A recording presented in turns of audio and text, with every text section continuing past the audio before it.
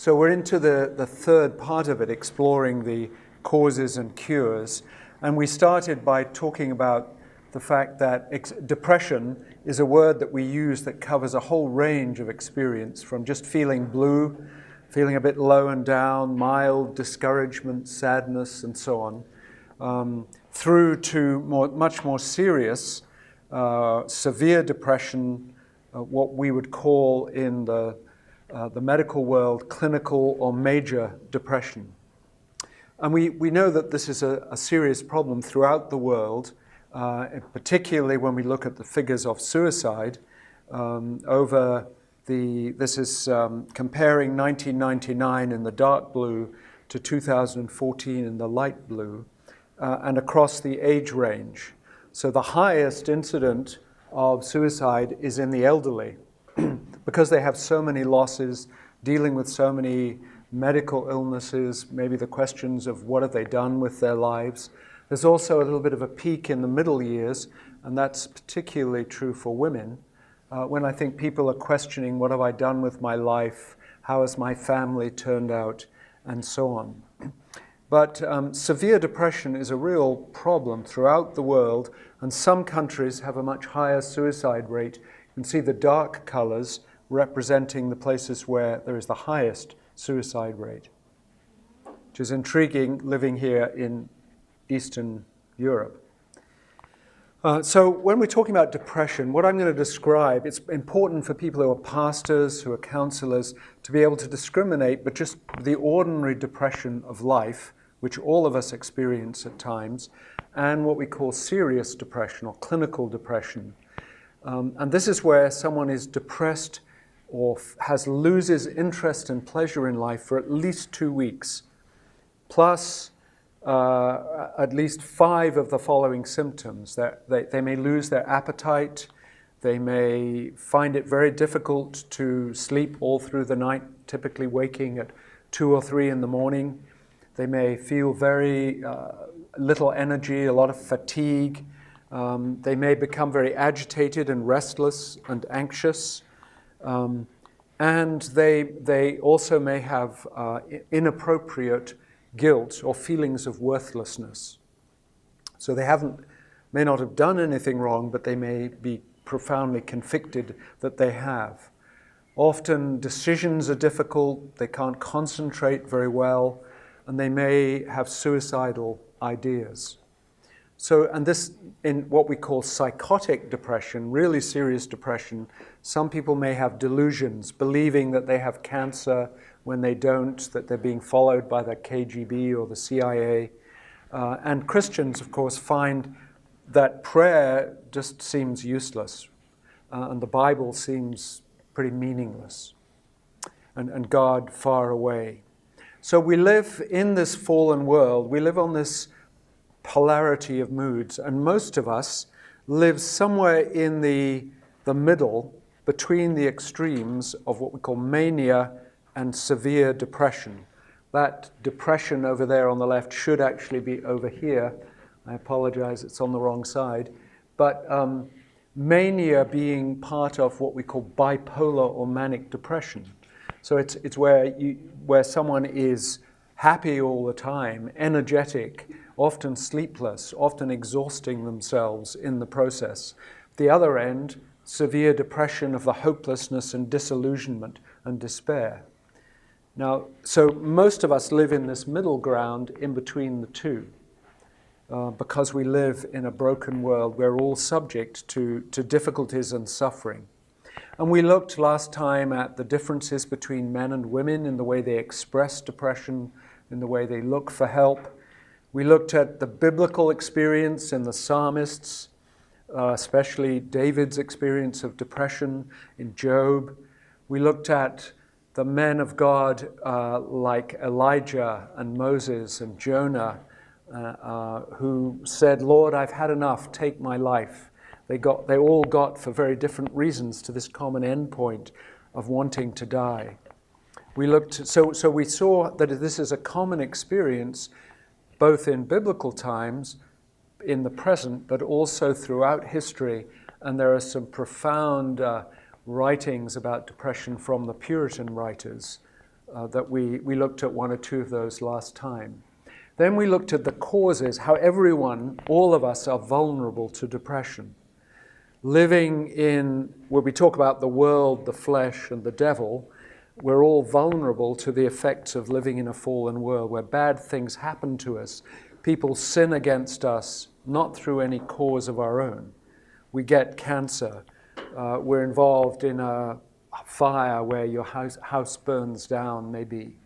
And then the flesh, where our sinful nature, our pride, our selfishness, and so on, can make us more vulnerable to depression.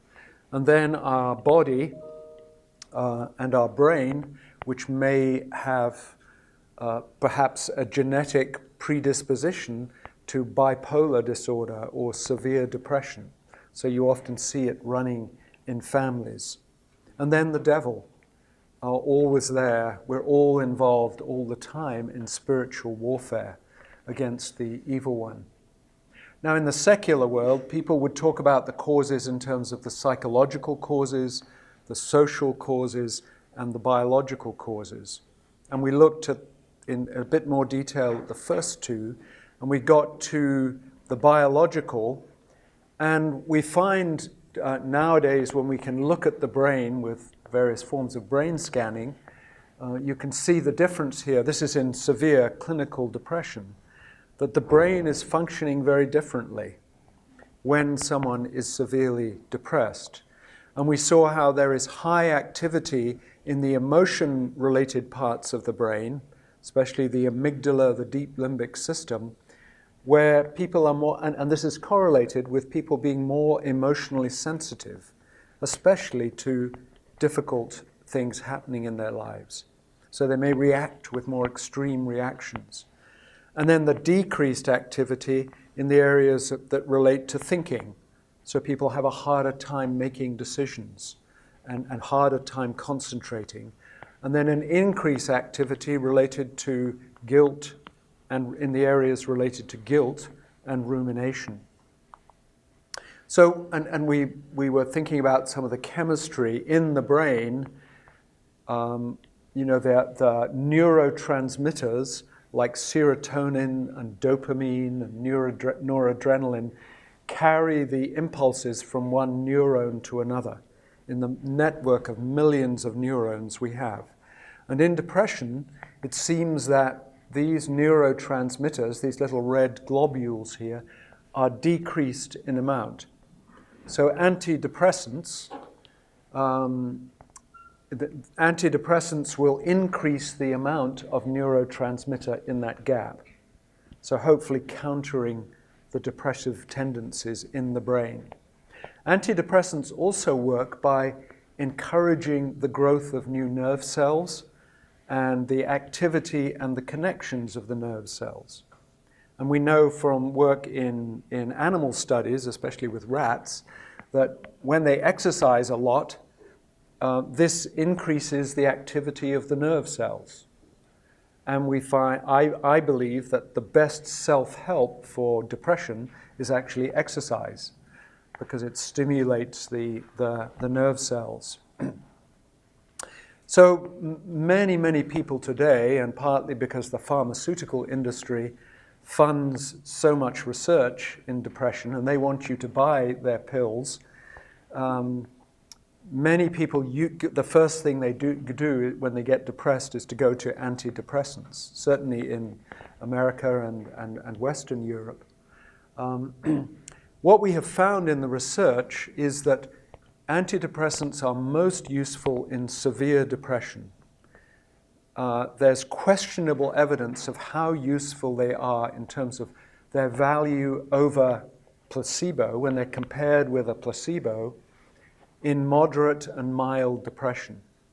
And I think that varies a lot with individuals. Some people are very sensitive to antidepressants and may be helped out of depression even with moderate and mild depression.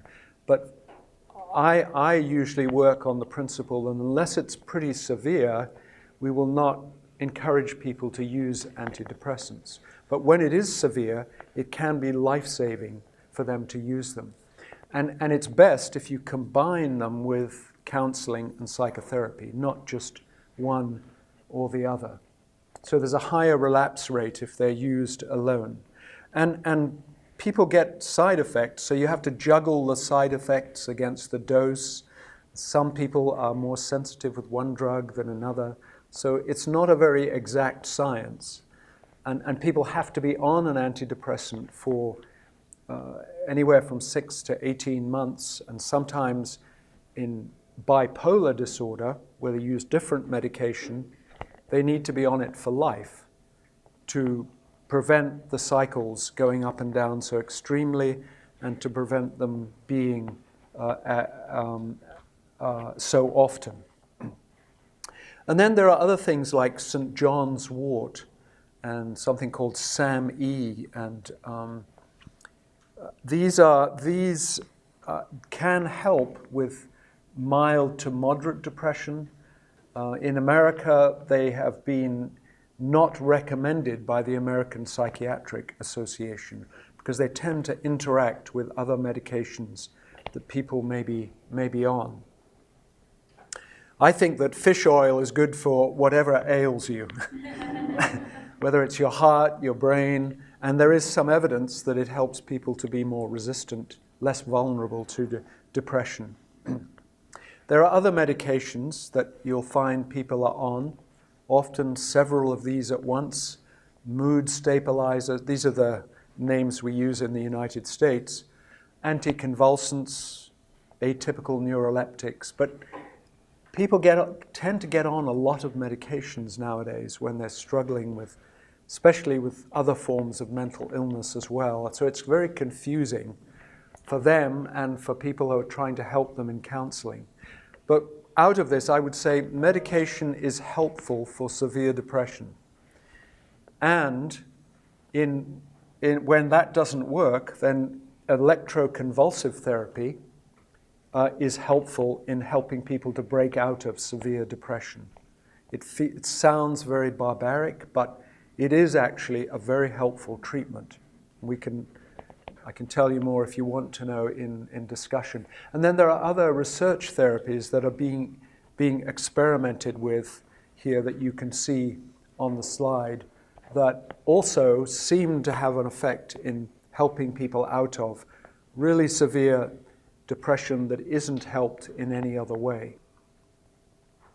So the other biological factors that we need to think of, some people are vulnerable, some women are vulnerable, and women in general are vulnerable when there are times in their life when hormones are changing.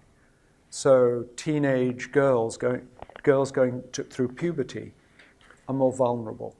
At childbirth, at menopause. And so postpartum depression can be very serious, or it can be just people going through a little bit of the blues. They feel a little depressed, but it's not serious. But that can be something that seems to have quite a strong biological basis to it. Some people, especially in sort of Arctic and northern Scandinavia regions, where we see this the most, experience seasonal affective disorder. So that in the long winter months, they find themselves particularly depressed. I know I'm pretty sensitive to light, and I find that I tend to get more depressed in the winter times. And there are lots of reasons why that might be, but particular forms of light therapy seem to help these people. And then we need to be aware too that some physical illnesses will present to the doctor as depression. So someone with a thyroid disorder, where their thyroid is not functioning well, may get depressed or may get anxious. Someone who's had a stroke, somewhere around 50% of people who have strokes will get quite seriously depressed afterwards, or some sort of traumatic brain injury. Alzheimer's disease, people get depressed with that. B12, vitamin B12 deficiency, and medications for, as you can see, for things like blood pressure, cancer, Medications like hormones, steroids, they too can contribute to depression. Now, there are some recent theories on all of this that when we look at a certain proportion of the population who don't seem to respond to antidepressants at all, and there are theories now that about brain inflammation causing people to be more vulnerable to depression. And inflammation in the body is being blamed nowadays for quite a lot of things. And you'll hear about anti-inflammatory diets. And basically, that is a good, healthy diet, a sort of Mediterranean diet, rather than a junk food diet. So anything that we can do to reduce the inflammation in our bodies and brains will make us healthier, to put it crudely. So healthy diet is really important. And then there's another theory which suggests that what we call the flora and the fauna, the bacteria in your gut, may also contribute to people's mood states, may affect anxiety, depression. So there's a whole new generation of what are called psychobiotics beginning to appear. Now, it's all rather speculative research, but watch this space, because there may be more on that we're beginning to discover about how our minds are affected by our biology. So let me summarize in terms of the causes before, and in the second half we'll go on to how can we help with depression. We've obviously talked a little bit about antidepressants, but so when you think about all of us being vulnerable to depression in this way, there are a lot of reasons for that. Some people will be temperamentally sensitive and pessimistic. I talked yesterday about the Eeyores of this world, or the Tiggers, who are the manic, exuberant, excitable people. So temperament has a part to play, and that's genetically inherited. And then if you've experienced a lot of past losses, or even recent losses, so the childhood trauma down on the left there of losing a parent when you are young is statistically correlated with an increased risk of depression. It doesn't mean you will inevitably, but if you've lived through abuse and neglect and parents divorcing, obviously that's a deeply sad thing, and it may make you more vulnerable. And other sorts of trauma, of abusive trauma or rape, or being a veteran. Veterans in the United States are committing suicide at the rate of 20 a day. These guys coming back from war, 20 a day. They have been deeply traumatized and are more vulnerable to depression. That many of them have experienced traumatic brain injury from roadside bombs and things like that, and that makes them vulnerable too. And then our biology, our genes, our hormones. Some people genetically are more prone to bipolar disorder. There's quite a strong genetic factor in that. So I always ask people about their family history of depression. And then lack of marriage and family support, other stresses, and demonic influence, as I mentioned earlier on. Wherever you are vulnerable in terms of self-pity or pride or the desire to be in control of life, the devil will come in and he will exacerbate that. And he will exacerbate the areas where in our sinful nature, our weakness, because of the fall, that he will also, his fiery darts, he will get in and exacerbate that too. So when we're talking, as we will come on to in a minute, and talking about how to help people with depression, then we may address any of these areas. And we're seeing what a complex phenomenon it is, and how important it is to listen to people's stories well, to take the time to hear, rather than quickly move in and give them a mini sermon and try to fix them. You want to know what of these things is important that has contributed to their state of mind.